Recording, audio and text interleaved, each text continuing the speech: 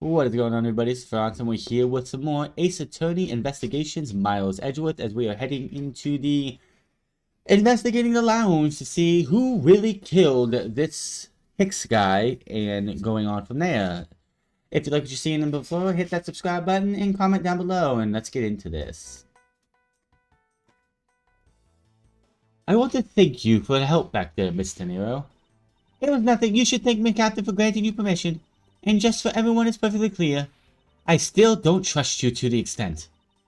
I just don't want to think your standing with me has changed. I see. I will bear that in mind. I received an order from the captain earlier. He wanted you to know that we reserve the right to stop your investigation if we feel you are not making any progress. And when you do, he asks that you please return to your seat at that time. So my time runs out at the crew's discretion, does it? I have to find a way to discredit Mr. LeBlanc's testimony before time's up. I understand. By the way, is there any place you can think of where the killer might hide on board? I don't think so. After every first-class passenger was accounted for on his or her seat, we made it through the search of the plane. As for business and economic classes, no one can move between those two classes in first class without a staff keycard, and we found no record of keycards being used at all, which means that I have a first-class killer on my hands. Love that line. At least I know that much for sure.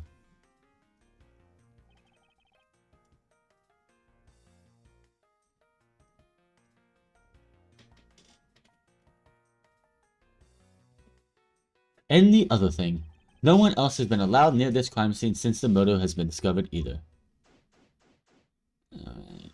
Oh, clearly we gotta look at the, we gotta look at this first, obviously. Now then, let's get started. But where should we start from? Let's start with Mr. LeBlanc's statement. The crime occurred between 6 and 6:15. During that interval, the only person in the lounge was myself, which would make me the prime suspect. However, since I did not kill Mr. Hicks, that means the killer was around somewhere.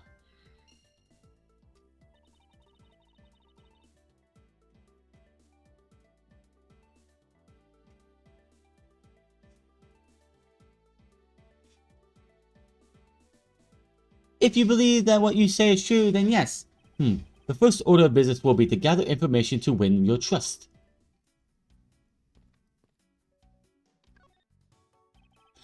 What floor does this elevator service?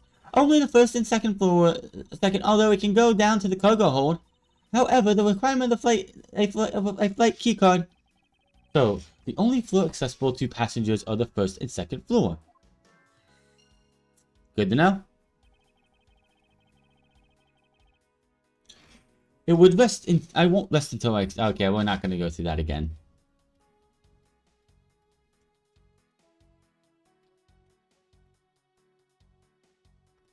What is that? Is that anything special?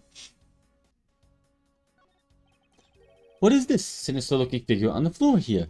Oh, that's a piggy bank of our company mascot. Oh, I'm sorry. Oh, that's a piggy bank of our company mascot, Miss Iffy.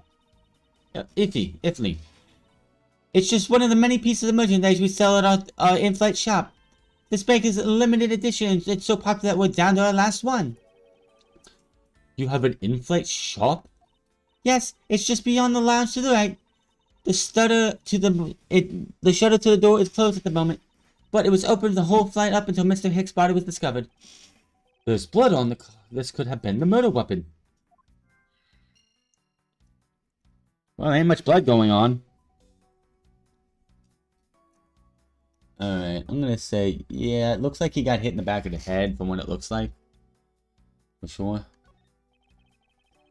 I doubt anyone was expecting to find a dead body in the flight elevator of this flight. So, Mr. Hicks, he's really dead?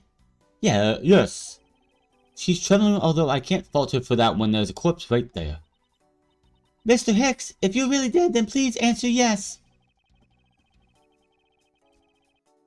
Oh, why didn't you make her blonde? I see, she's over the trembling now, although a new symptom seems to have appeared. Anyway, I should focus on the victim's body. Let's see. There's blood on the back of Mr. Hicks's head. Could this be the cause of death? Blunt force trauma to the back of the head. He appears to have been struck very hard. That must be a very big, very, like, strong, thing.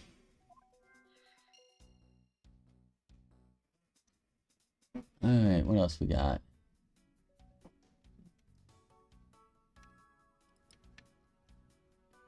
Can I move the thing a little bit? No.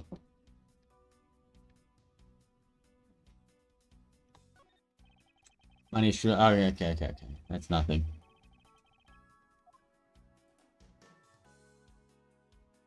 What is that? I can't go down that far. Shoot.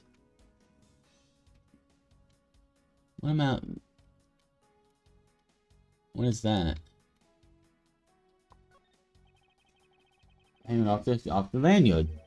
Something's missing from this picture. Now, if I could just put my fingers on it. Okay, that did nothing.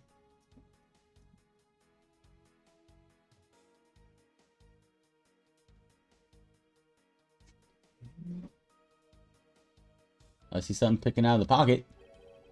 There's something sticking out of his pocket. Hope he won't mind if I take a look at it, what's inside. It's a picture. It looks like it was taken inside a building somewhere.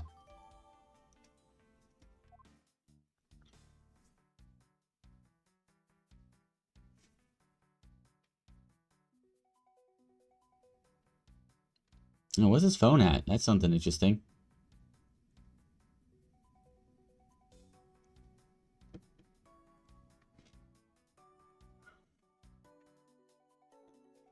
Oh, I need to do something.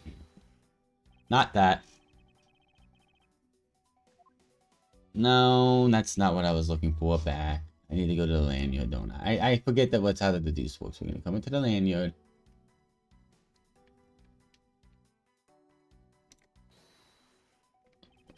Is this spot somehow connected to any of the evidence I hold?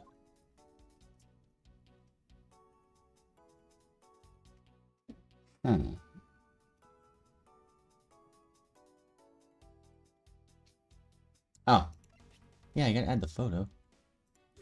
Eureka! Mr. Hicks' machine is nowhere to be found. His machine? His cell phone, Mr. Nero. Ah, so I guess because it's not here. Yes, I think we can be safely deduce that the killer took it. Okay.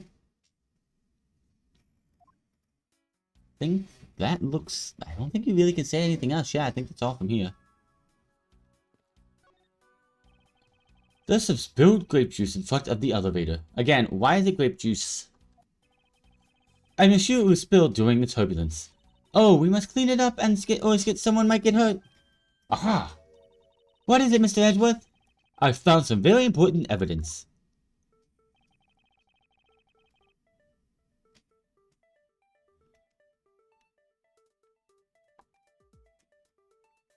Let me get it on one of these things. That's it! Well, there's a little smudge, but I think we can both agree that those are a set of footprints.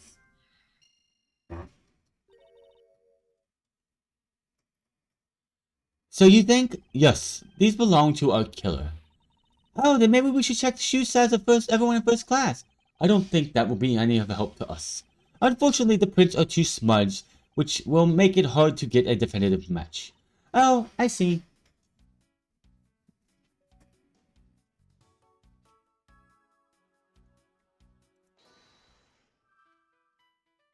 That's a lot of things here. Where was the killer?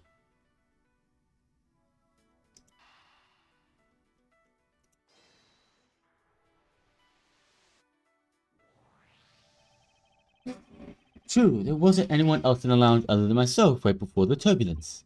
But if the killer was in the elevator along with the victim, then that's a different story. I mean, yeah.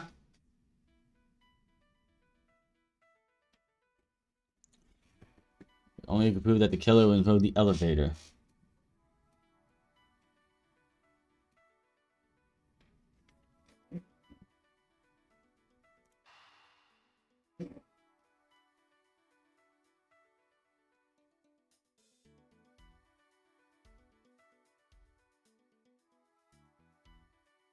Oh, hold on. weapon is Mr. Iffy.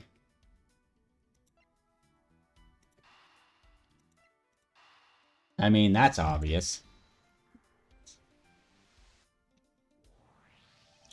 A statue with blood on it lying next to the body of a man who was beaten to death. Oh, Mr. Edwards, I think I figured something out. Yes. What is it? The way the blood is on looks like it was a matchup with the wound on the head. Well, aren't you a deserving of the master of the obvious title? Ha ha ha ha.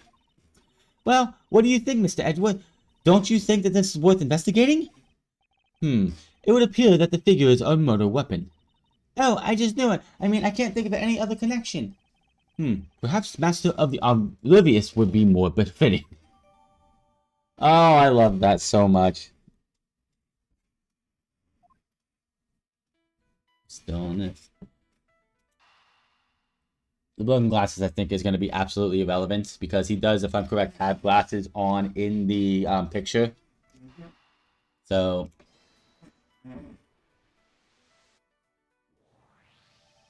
I have it. I'm sorry, but I don't understand, Mr. Edgeworth. I can prove that someone other than myself was around the time of the murder. What? Really? Yes. It's rather simple, actually. The proof is in the pudding, or rather the grape juice in that case.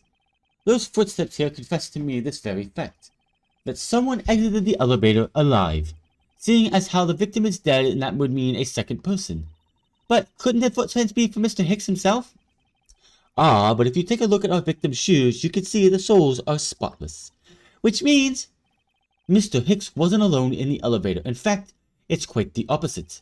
There was actually one other person inside the elevator.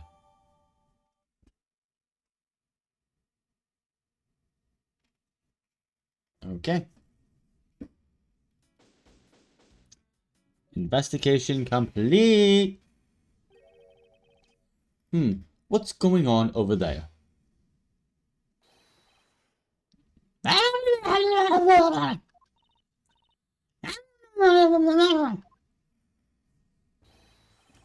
Unforgivable! This is unforgivable! Do you understand what I'm saying? The movie is late! It is the same level of bad as if this plane arrived late! But the movie? What? I am not talking to you anymore. You are just a waste of my time. What is it the matter, Mr. LeBlanc? Is there no emergency? If there is no emergency, please return to your seat, sir. Do not tell me what to do. I need not to sit down.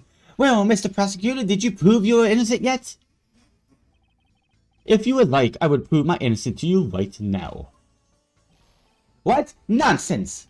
You are saying my eyewitness testimony is a mistake? Not a mistake, merely that there is room for doubt. I'd be most honored if you would please tell me what you saw in detail once more.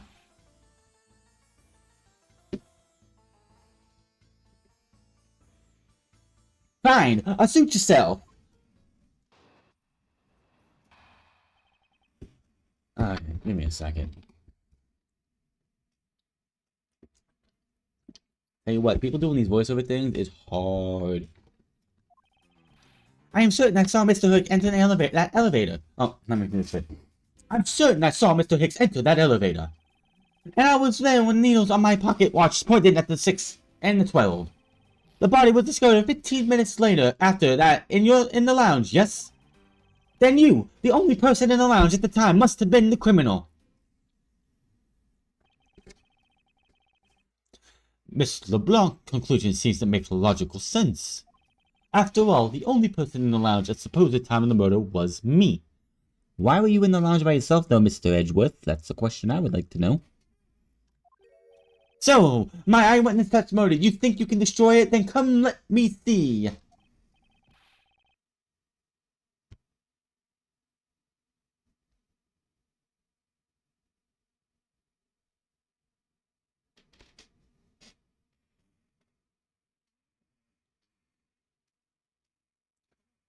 Harry, do you look like a man who's having time to wait for you? Why is he so irritated? I'm the one accused of murder here. Anyway, I must find a way to discredit Mr. LeBlanc's account somehow and fast.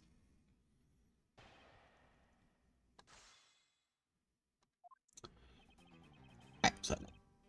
Okay.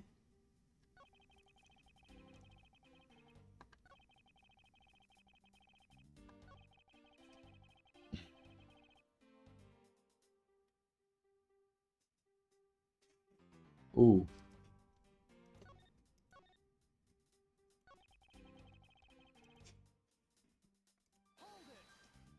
Wait a minute.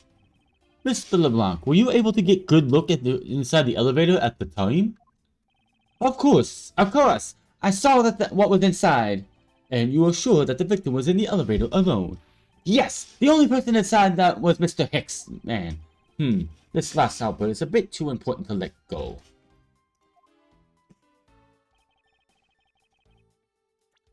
Dude, you lost. Right there. Objection! Mr. LeBlanc. What is it? There is a very glaring contradiction in your testimony. By the way, are we going to court anytime soon? Because I thought this was a court game. What do you mean? Please take a look at the area in front of the elevator. There, at the spilled grape juice. Yes, and? Will you admit also you spilled it with the blood? No, it spilled itself during the turbulence. But the interesting thing here is that the set of grape juice footprints. Footprints? Yes, the ones that lead from within the elevator out into the lounge itself. It's evidence that proves that someone other than Mr. Hicks exited the elevator alive. Oof! There must have been another person in the elevator with Mr. Hicks. Now then, I have done playing games. Why don't you tell us the truth? Can you please translate for us? No way, that's totally impossible, I guess is what he said. No way, that is totally impossible. I know that there's no other person in there. I saw with my own eyes. If you want to know what I think, Mr. Edgeworth, I don't think Mr. LeBlanc is lying to us. I suppose she's right. He doesn't seem to be lying. But then what does it mean? What about this contradiction? Mr. LeBlanc, please just one more. Will you call the details of what you witnessed for me?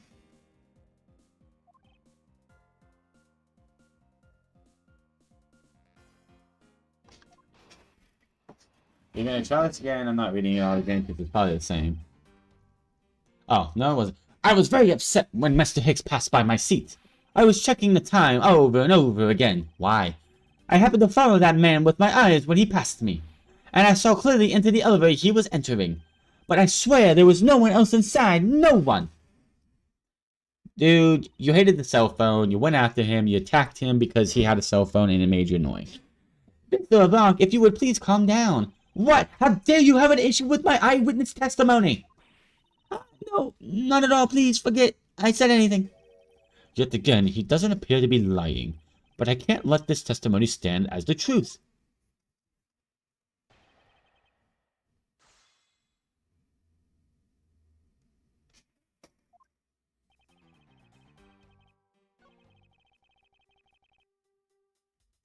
Hold it. Why would you be doing that? Why were you so attentive to the time? Because something unforgivable was happening. Come to think of it, you were yelling about something unforgivable earlier. I was going to complain to the attendant about the movie starting time. Return to my seat, back to my time and money. You understand the point? Movie? Is he talking about the in-flight one that's mentioned in the magazine? A summary of the plot and the start time. Interesting. There was supposed to be a supposed to show the license of to love, laugh, maim, and murder. I can see what the movie is my country. You can only see it on international flights. I look forward greatly to that movie. I check my pocket watch whenever possible so I could not miss it. I even set my pocket watch to the destination time when I came aboard. So my watch is not wrong and matched the schedule. But the movie was still late. Very late. Very, very late.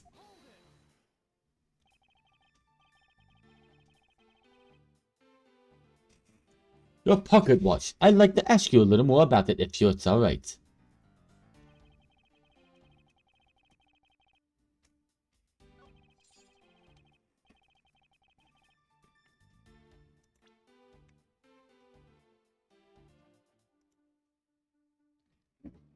I even found the pocket watch? Oh, the magazine. Oh, it's okay.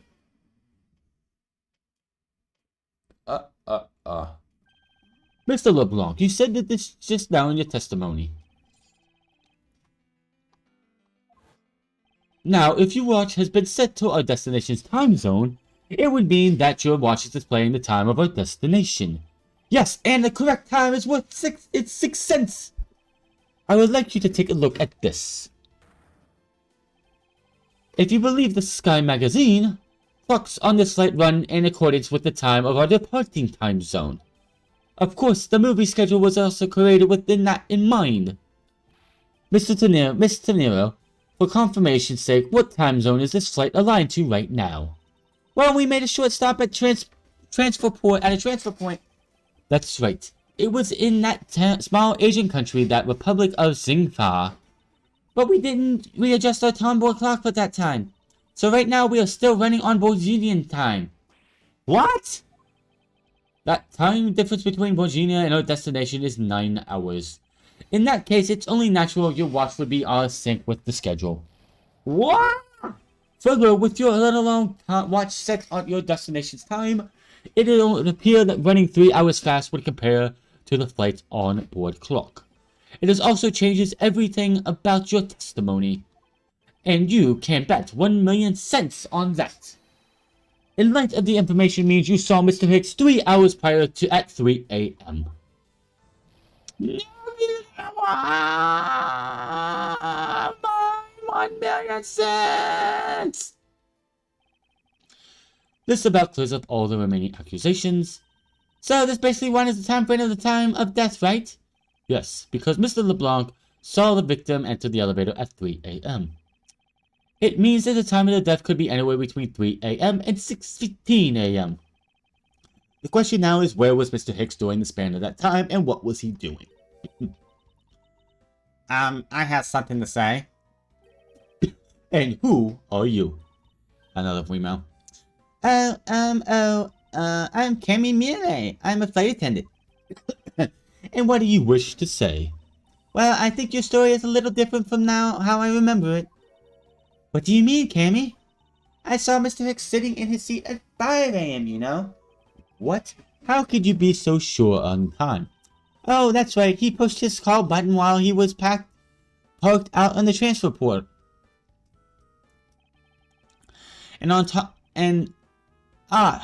The stop we made for refueling and cargo transfer in Xingfei, correct? Yes, it was the time from 4 a.m. to 5 a.m., according to our clocks. And during that time, did any of the passengers leave, or did new ones board the flight? No. Not a single person got off or on in Xingfa. What about the flight crew? The few who had handled the cargo transfer might have temporarily gotten on or off, but eventually everyone, including Cammy and myself, came back on the plane. So basically, I can assure you that no one left and got on the plane since the initial takeoff.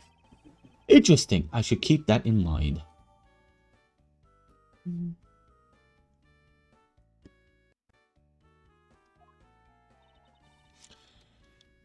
Yeah, and I answered this call. I can tell you Mr. Huckleberry Hicks was there in the seat when they took off again at 5 a.m. Okay, so that tells us that he died between 5 a.m. and 6:15. So the 3 to 5 is null and void.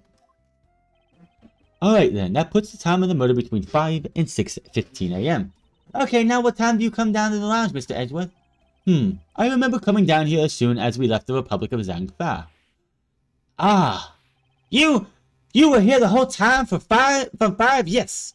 Then you are the only one who could have been the killer. Mr. Edgeworth, were you really here in the lounge the entire time from 5 a.m. onwards? Unfortunately, yes. But then how do you explain the footprints? Isn't it obvious? This man waited for Mr. Hicks here in the lounge, waited to kill him. And then he put the corpse in the elevator. That is when the turbulence happened. My eyewitness testimony may have been mistaken, but then that time I saw Mr. Hicks enter the elevator was on the second floor does not matter. Because the entire incident concluded here in the lounge. Everything's happening in the lounge. Is that what you really believe, Mr. LeBlanc? What? How do you have any other ideas? I simply feel that there was something out of place in the scenario you presented. Is there something that can time this location in the lounge?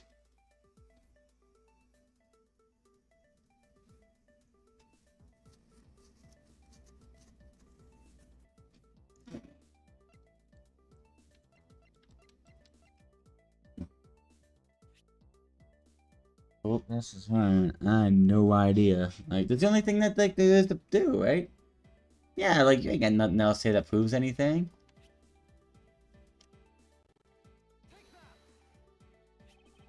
These footprints, in which direction do you think they are headed? That would be the in-flight shop. Correct. They were headed to the direction of the shop. But they look disconnected. They end all of a sudden. You are right to the point. That they do not form one continuous trail to the shop. However, there is another piece of evidence that connects the shop to our crime scene. Besides the footprints, what else? Obviously that would be this. The murder weapon. This little piggy bank is sold in the in-flight shops. It is sold there and only there, and is not displayed here in this lounge. How, then, did they find its way here? Don't you find that a bit suspicious? Huh, such a trivial point. It only means you prepared to take it by taking it from the shop first before coming here. It doesn't prove you are innocent at all. Is there no way to win with this man?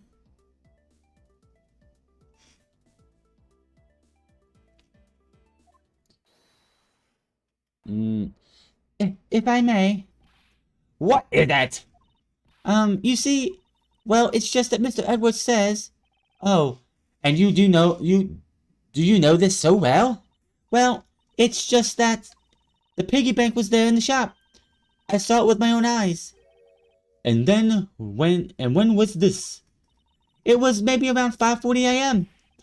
Isn't that just before we hit the patch of turbulence? That's right. You were in the shop just before the turbulence? Yes, I was. Come to think of it, Miss Tanner, when I found the body, I believe you came out of that door. Yes, I did. And what is beyond that door? That is the in-flight attendance room. That you were on the first floor. Yes, I had to do something at the shop and in the flight attendance room. So I went then to the shop first, then to the flight attendance room. Are you saying you passed by at some point? Yes, you seem really into the issue of the magazine. You seem really into that issue of the magazine you were reading at the time. Oh, we are going to hold this off for next time. Until then, my name is Frontz, and I'll see you guys later.